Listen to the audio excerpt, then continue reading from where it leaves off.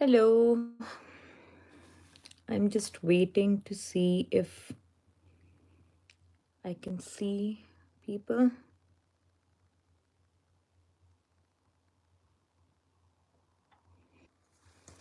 Okay, so I thought कि आज मैं जो है वो लाइव आप लोगों के साथ एक सेशन करती हूँ और उसमें आज मैं सारे सवालात के आपको जवाब दे दूँगी। कुछ मैंने अपने पास लिख भी लिए हैं ऑलरेडी जो मुझे आ रहे थे अबाउट स्टूडेंट डिपेंडेंट वीज़ाज़ के क्या करें। बहुत क्यूरी आती है, इकट्ठे अप्लाई करें, अलग अलग अप्लाई करें, आइल्स चाहिए कि नहीं चाहिए, और सारी चीज़ें। ठीक है, तो आज हम सारे क्वेश्चंस का आंसर करेंगे स्टूडेंट डिपेंडेंट वीज़ाज़ के हवाले से।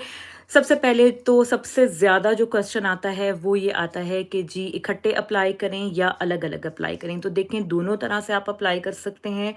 इकट्ठे भी हेलो विरपाल, इकट्ठे भी आप लोग अप्लाई कर सकते हैं और अलग-अलग भी आप लोग अप्लाई कर सकते हैं। लेकिन मैं आपको रिकमेंड ये करूँगी कि आप लोग इकट्ठे अप्लाई करें अगर आप कर सकते हैं तो। बिकॉज़ उसमें बहुत सारे बेनिफिट्स हैं जो कि अभी आगे चलकर मैं और क्वेश्चंस के जवाब देते हुए आपको आंसर कर देती हूँ। तो आप लोग जो है ज़रूर इसको करें, इकट्ठे अप्लाई। ठीक है, अगर आपकी कोई ऐसी लिमिटेशंस हैं, रिस्ट्रिक्शंस हैं जिसमें आप इकट्ठे अप्लाई नहीं कर सकते या नहीं करना चाहते, दैट्स अप टू यू। आप जो है वो अलग अलग भी अप्लाई कर सकते हो। ठीक है, कुछ चीज़ें जो मैंने यहाँ पर लिख ली हैं क्योंकि तो मैं वहाँ से आपको कुछ क्वेश्चन जो हैं उनका भी आंसर करती हूँ। तो सबसे पहले अगर आप इकट्ठे अप्लाई कर रहे होंगे तो आपने ये करना है कि जो मेन एप्लीकेंट है, जो स्टूडेंट है, उसका आपने सबसे पहले वीज़ा एप्लीकेशन फिल करनी शुरू करनी है ऑनलाइन। ठीक है, उससे क्या होगा कि एक GWF कोड होता है, वो GWF कोड जनरेट हो जाएगा जो कि यूज़ होगा आपके स्पाउस की और बच्चों की वीज़ा एप्लीकेशन के अंदर। तो ठीक है, सबसे पहले आपने मेन एप्लीकेंट की एप्लीकेशन फिल करनी है, वीज़ा की एप्लीकेशन, और साथ साथ ही आपने स्पाउस की और बच्चों की एप्लीकेशंस भी फिल करनी है और इकट्ठे आपने तीनों की एप्लीकेशन लगानी है। अगर आप 1 या 2 दिन आगे पीछे करोगे तो उससे ये होता है कि आपका फिर वीज़ा भी उसी तरीके से आगे पीछे आता है। ठीक है, तो आपने कोशिश ये करनी है कि इकट्ठे आप अप्लाई करो सब बंदों का जितने भी आपके साथ डिपेंडेंट्स आ रहे हैं। पहली चीज़ तो है ये। दूसरी चीज़ सबसे इम्पॉर्टेंट बैंक स्टेटमेंट। ठीक है, तो बैंक स्टेटमेंट के हवाले से बहुत ज़्यादा जो है हाय हैरी, बहुत ज़्यादा क्वेश्चंस आते हैं।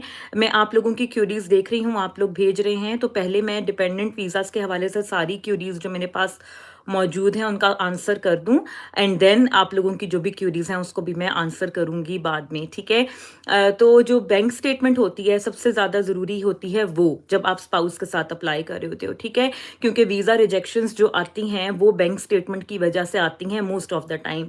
तो इस चीज़ का आपने बहुत ध्यान रखना है। बैंक स्टेटमेंट कोशिश करें कि जो मेन एप्लीकेंट है यानी कि जो स्टूडेंट है, एक सिंगल मतलब सिर्फ स्टूडेंट के नाम पे बैंक अकाउंट हो और उसी में ही स्टूडेंट के फंड्स और तमाम डिपेंडेंट्स के फंड्स आप लोग रख लें। ठीक है, वो सबसे आसान तरीका है। आपको एक से ज़्यादा बैंक स्टेटमेंट्स कैरी नहीं करनी पड़ेंगी, एक बैंक स्टेटमेंट होगी वही आप लोग दे दोगे और आप लोगों का सारा काम स्मूथली इजीली हो जाएगा। जितना ज़्यादा आप डिफरेंट अकाउंट्स की बैंक स्टेटमेंट्स दोगे उतना ज़्यादा केस कॉम्प्लिकेट होता है। ठीक है, जॉइंट अकाउंट को आपने अवॉइड करना है हर सूरत में।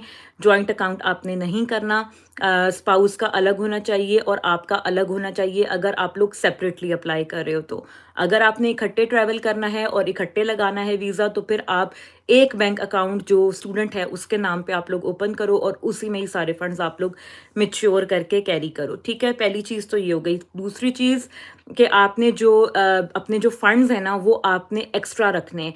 यानी कि फॉर एग्जांपल अगर आपको आपके वाइफ और हस्बैंड और डिपेंडेंट्स बच्चों वगैरह के सबके मिला के फॉर एग्जांपल अगर 40 लाख आपके बनते हैं तो आपने कोशिश करनी है कि 50 1 लाख तक आप लोग रखो।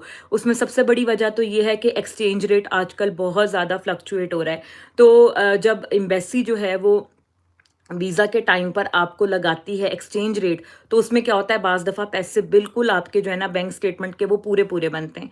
तो जितने ज़्यादा एक्स्ट्रा होंगे उतना ज़्यादा आपको फ़ायदा होगा।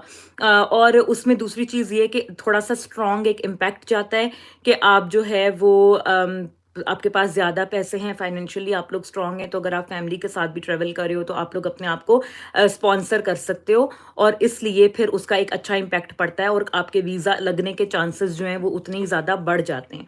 फिर इसमें एक और चीज़ जो आ जाती है वो आ जाती है कि आइल्स चाहिए और स्टडी जो हमारे डॉक्यूमेंट्स हैं डिपेंडेंट्स के, ऐसा आपको कुछ भी नहीं चाहिए। आपके स्पाउस का कोई आइल्स नहीं चाहिए, कोई उनकी डिग्रीज वगैरह चेक नहीं होती, आप लोग आराम से अप्लाई कर सकते हो। सिर्फ और सिर्फ आपको अपना मैरिज सर्टिफिकेट चाहिए होगा रजिस्टर्ड, और दूसरा अगर आपके बच्चे हैं तो आपको उनका बर्थ सर्टिफिकेट चाहिए होगा, दैट्स इट, और साथ में टीबी टेस्ट। इसके अलावा कोई तीसरा डॉक्यूमेंट आपसे वो नहीं मांगते।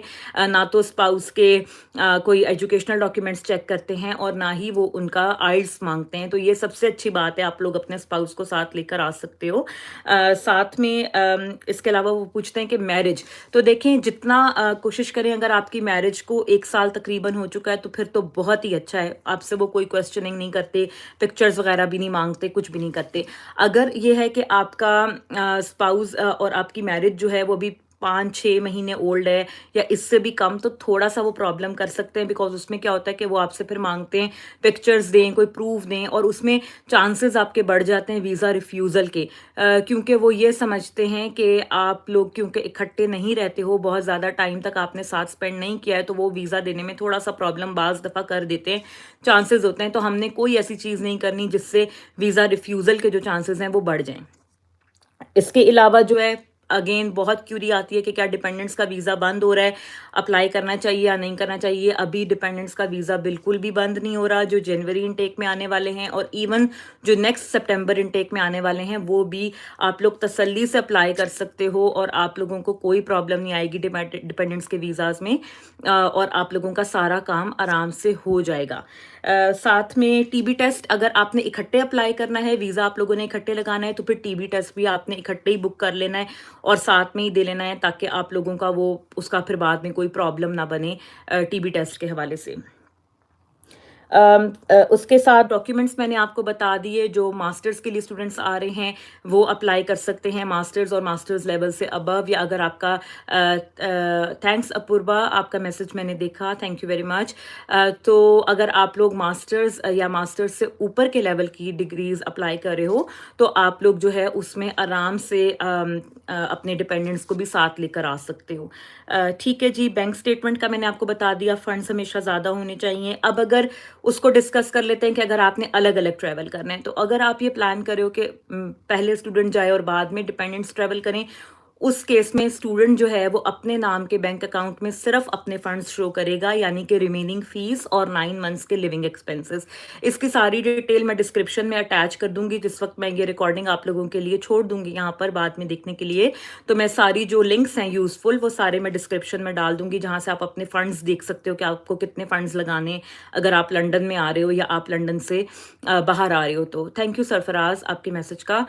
ठीक है, तो वो मैं सारा यहाँ पर आप लोगों के साथ डिटेल शेयर कर दूंगी। अगर आप सेपरेट आते हो तो मेंस जो एप्लीकेंट है, जो स्टूडेंट है, वो सिर्फ अपनी रिमेनिंग फी और फंड्स दिखाएगा, और जो स्पाउस है वो अपना, और अगर कोई किड्स हैं डिपेंडेंट तो उनके फंड्स जो हैं 9 मंथ्स के लिविंग एक्सपेंसेस पर डिपेंडेंट, वो जो हैं वो आपका स्पाउस अपने नाम के बैंक अकाउंट में कैरी कर सकते हैं और उसकी बेस पे वो अपना वीज़ा बाद में अप्लाई कर सकते हैं। और इसमें एक बहुत मिस्टेक जो स्टूडेंट्स से होती है वो ये कि आप लोग अपने डिपेंडेंट्स को फॉर एग्जांपल साथ लेकर नहीं आ रहे हो, बाद में वो आपको ज्वाइन करेंगे, लेकिन जिस वक्त आप अपनी वीज़ा की एप्लीकेशन फिल करते हो तो आप उसमें मेंशन करना भूल जाते हो कि मेरे कोई डिपेंडेंट्स हैं, या मैंने मतलब आप उनकी डिटेल्स नहीं मेंशन करते। ये आपने नहीं करना।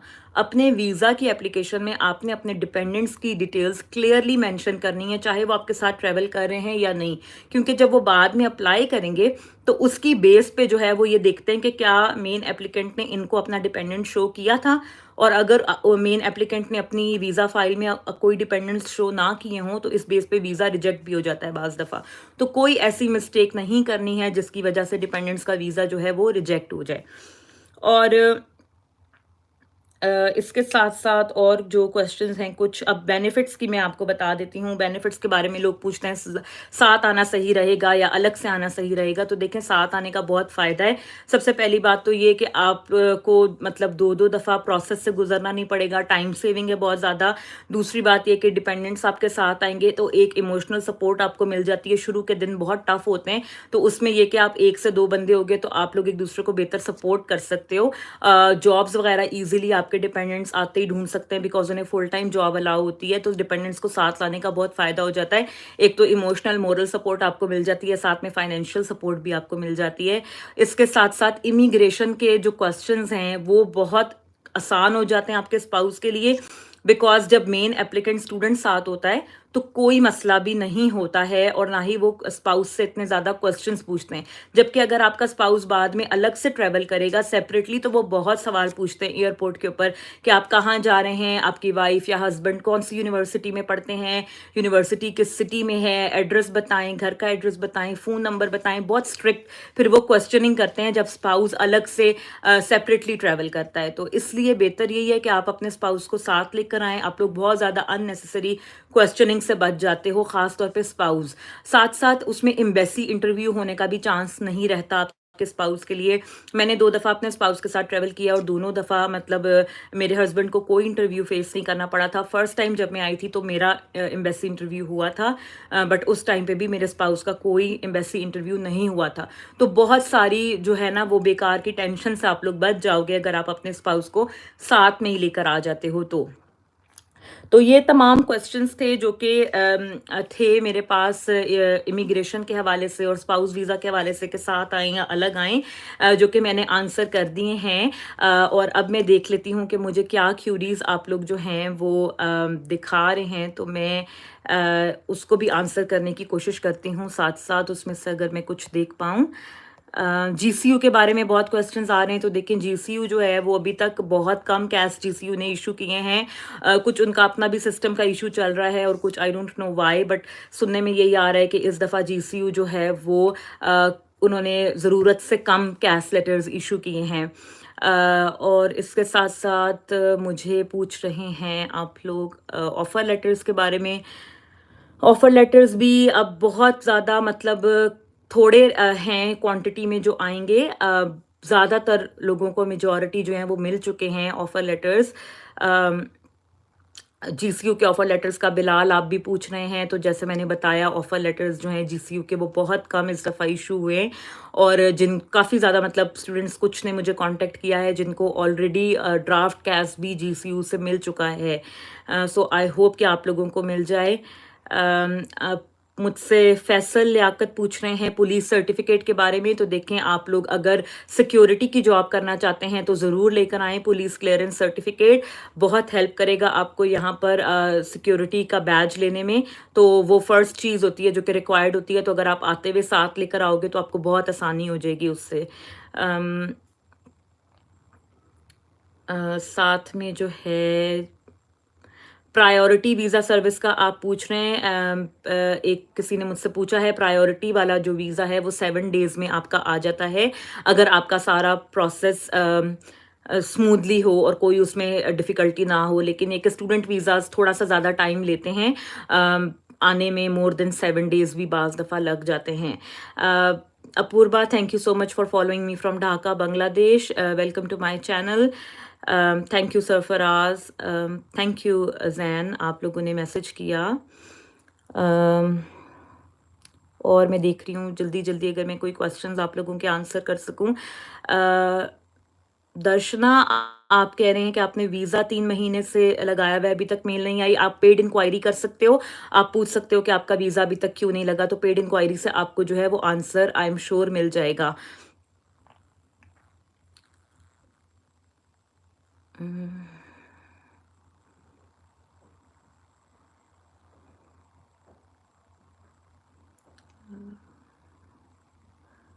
पूजा, you are still waiting for your unconditional offer letter. I am sure आपको मिल जाए और ज़रूर आपका आ जाए।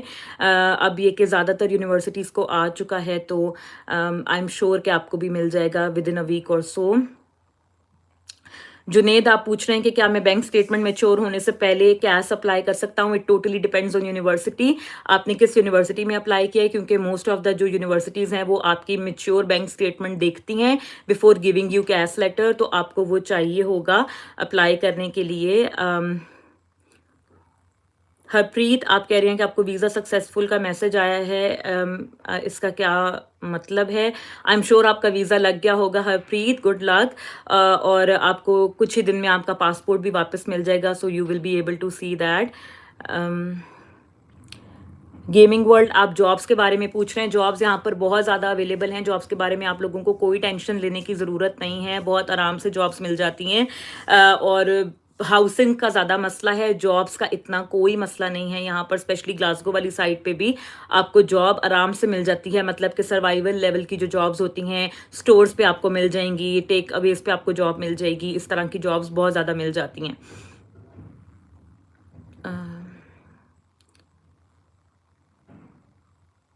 ऑफ़र लेटर्स नहीं आ रहे, बहुत सारे आप लोग मैसेज कर रहे हैं कि ऑफ़र लेटर अभी नहीं आ रहा। देखिए, ऑफ़र लेटर्स जो हैं यूनिवर्सिटीज़ ने इस दफ़ा बहुत कम इशू किए हैं as compare to other intakes. उसकी वजह यही है कि उनके पास ऑलरेडी इतना ज़्यादा लोड है डेफ़र हुए हुए स्टूडेंट्स का, कि वो अब जो है ना उनको भी कोशिश कर रहे हैं कि अकोमोडेट करें किसी तरीके से। इस वजह से बहुत ज़्यादा एक यूनिवर्सिटीज़ का मसला चल रहा है ऑफ़र लेटर्स के हवाले से।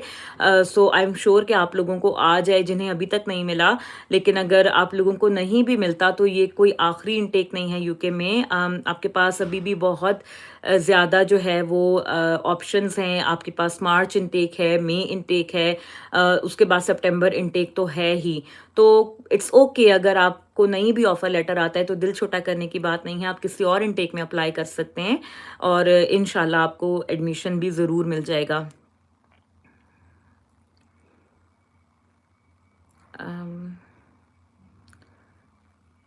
गीतिका, आप पूछ रहे हैं कि इंटरव्यू हो गया है आपका यूनिवर्सिटी ऑफ लॉ के लिए, अब क्या करना चाहिए? तो बस इंटरव्यू का आप वेट करें, आपको विद इन अ वीक और सो अपना मिल जाएगा उसका आउटकम इंटरव्यू का, और उसकी बेस पे अगर आपको वो लोग कैश दे रहे होंगे तो आपको कैश लेटर भी मिल जाएगा। तो इंशाल्लाह आपके लिए अच्छा होगा। अम, और ज़्यादातर क्वेश्चंस जो हैं वो मुझे आ रहे हैं कैश लेटर और ऑफ़र लेटर के हवाले से। Nelson, thank you so much, you are watching from Karachi Pakistan, thank you. और मैं देखती हूँ अगर मुझे कोई मिल जाए क्वेश्चन ऐसा जो मैं आंसर कर दूँ जिससे आप लोगों को हेल्प हो जाए। हाँ जी, एक किसी ने मुझसे ये पूछा है कि अगर पहले की कोई रिजेक्शन हो तो वो बतानी है। तो देखें, रिजेक्शन अगर आपकी है पहले ऑस्ट्रेलिया या कनाडा की, अगर कोई रिजेक्शन है तो उसको आपको बिल्कुल भी छुपाने की ज़रूरत नहीं है, आप ज़रूर बता दें। और क्योंकि अगर आप छुपाओगे तो भी उनको पता तो लग ही जाएगा कि आपका कोई ना कोई रिजेक्शन है। एम्बेसी के पास ऐसी होती हैं जिससे वो चेक कर लेते हैं, तो इसलिए हाइड करने का कोई फ़ायदा नहीं है, आप ज़रूर बताओ। यूनिवर्सिटी इंटरव्यूज़ में भी पूछते हैं स्टूडेंट्स के हम उन्हें बताएं या ना बताएं। अगर वो आपसे क्वेश्चन नहीं करते तो आपको खुद से बताने की ज़रूरत नहीं है, लेकिन अगर वो आपको क्वेश्चन करते हैं इस बारे में तो आप उन्हें ज़रूर बताएं। तो आई होप के मोमेंट्स ऑफ जॉय आप पूछ रहे हैं डिपेंडेंट आ सकते हैं, बिल्कुल मैंने इसी पे ही सारी ये लाइव सेशन किया है कि डिपेंडेंट्स आ सकते हैं स्टूडेंट्स के साथ और कैसे आ सकते हैं, क्या क्या आपको चाहिए होगा, डॉक्यूमेंट, सब कुछ मैंने आपको बताया है। ये लाइव सेशन मैं आप लोगों के लिए यहाँ पर छोड़ दूंगी रिकॉर्डिंग, तो आप लोग जो है उसको देख सकोगे बाद में भी, और आप लोगों को कोई मसला नहीं होगा।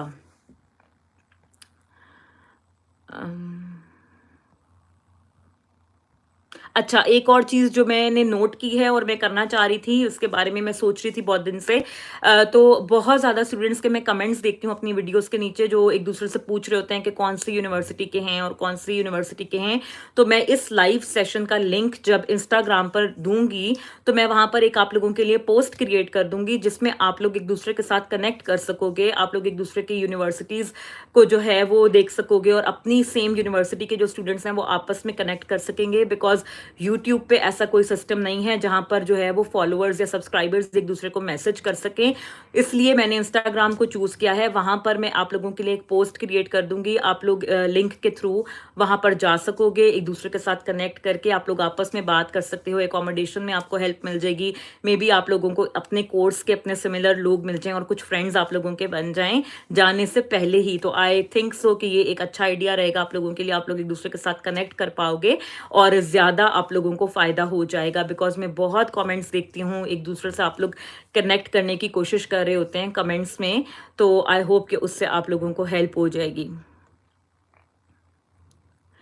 अस्मा, आप क्रेडिबिलिटी इंटरव्यू के बारे में पूछ रही हैं, तो देखिए क्रेडिबिलिटी इंटरव्यू पे मुझे ऑलरेडी बहुत क्वेश्चंस आ रहे हैं, उसके ऊपर मैंने एक पूरी डेडिकेटेड वीडियो बनानी है। इंशाल्लाह कल आप लोग वो वीडियो देख पाएंगे, और अगर कल नहीं देख पाए तो परसों तो लाजमी अपलोड वो हो जाएगी, तो फिर आपके सारे जो क्वेश्चंस हैं वो उसमें आंसर हो जाएंगे। मोहम्मद नुमान, आप कह रहे हैं काइंडली आंसर माय क्वेश्चन। मुझे आपका क्वेश्चन नहीं मिला, मेरी नज़र से नहीं गुजरा, तो इसलिए जो है आई एम सॉरी, मैंने उसको आंसर नहीं किया है। यूनिवर्सिटी ऑफ हडर्सफील्ड के बारे में बहुत क्वेश्चंस आ रहे हैं। यूनिवर्सिटी ऑफ हडर्सफील्ड एक अच्छी यूनिवर्सिटी है, मैंने अभी तक इसके बारे में कोई कंप्लेंट नहीं सुनी किसी किस्म की। ओकेजनल 1 या 2 इंसिडेंट्स इसमें होते हैं, बट इतना ज़्यादा मैंने कोई इंसिडेंट नहीं देखा। जैसे कि मुझे जो है वो यूनिवर्सिटी ऑफ लॉ के स्टूडेंट्स कांटेक्ट करते हैं, यूनिवर्सिटी ऑफ स्टर्लिंग से बहुत आते हैं, बीपीपी के बहुत इश्यूज़ आते हैं, उस तरीके का मैंने कुछ नहीं यहाँ पर देखा। तो एम्बेसी इंटरव्यू होता है क्या? जसकिरत आप पूछ रहे हैं, आई एम श्योर मैंने आपका नाम सही लिया होगा।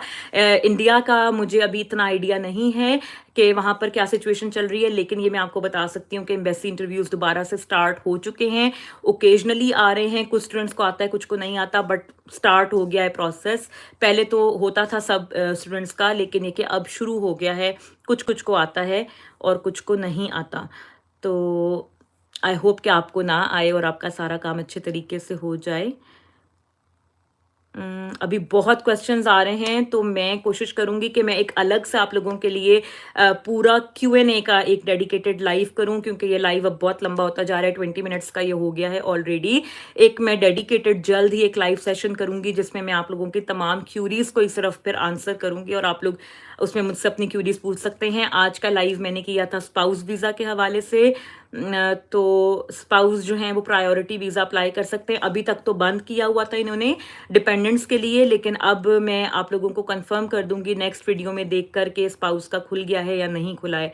ठीक है, तो आई एम श्योर कि आप लोगों को इससे फ़ायदा हुआ होगा, और बहुत सारे क्यूरीज अभी भी मुझे आ रही हैं। आई एम श्योर कि आप लोगों को थोड़ा बेनिफिट हुआ होगा। I try to answer everything.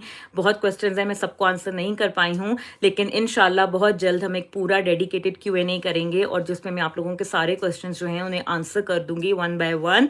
So thank you for connecting with me today. This was my first live, और मैंने ऐसा रिस्पॉन्स अभी सोचा नहीं था कि कुछ लोग कनेक्ट करेंगे या देखेंगे।